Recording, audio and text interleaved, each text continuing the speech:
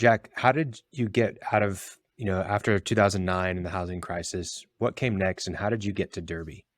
We just wrestled our way through 2009 and began getting stood back up on our feet a little bit in 2010. And the CEO of Derby is a good friend of mine by the name of Steve Long. And I met Steve in, I believe it was 2003. And I met him by virtue of buying a lease from him, leased some minerals that he had.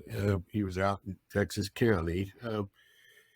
And Steve's a rancher, farmer. He's got a big ranching farming operation, and but he's a landman by degree. And the family has some minerals. Steve always was invested in various ways in oil and gas, and so I bought that lease from him, and I remember, and it's one of the questions he asked me as advice to young landmen, and it was a deal where I knew he was important enough in the lease play or in the unit we were trying to put together. I needed to go see him. He was just the kind of guy that you needed to go see and not try to buy the lease on the phone or via, at that point in time, U.S. Postal Service, pretty much. I guess we were beginning to email stuff. But so I went to Guyman and sat down with Steve, and we visited a long time and got that lease worked out. And he began to call me, and I began to do some little land projects for him.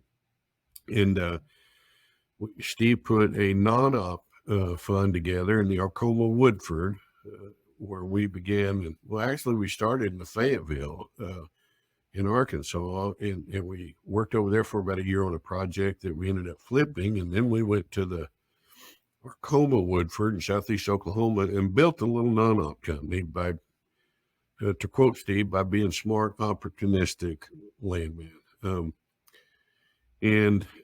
So we did that project, and we Steve kind of stood down. We did some small stuff from 8, 9, 10, 11, and we went up and we looked at the Bakken a couple times. We went up there the first time, I think 2010, and just Steve didn't feel like the play was far enough down the learning curve.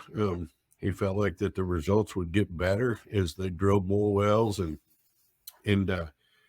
we went back up there, looked around in 2012, and decided that was the time to do it. And so we went to North Dakota and built that, bought leases, participated in wells, and built out one fund, and then put a second fund together in the Bakken and did the same. And then in 2017, and by that point in time, I was working as a contract landman pretty much in an in-house capacity, just overseeing all of Steve's stuff. And in 2017, Steve stood up Derby Energy, and we also have one other non-op fund, our Scoop LP fund. So we have 4 non-op funds, and then we have Derby Exploration Company, an operating company. And that's when I officially came in-house. So that was kind of my story from 9 to 17.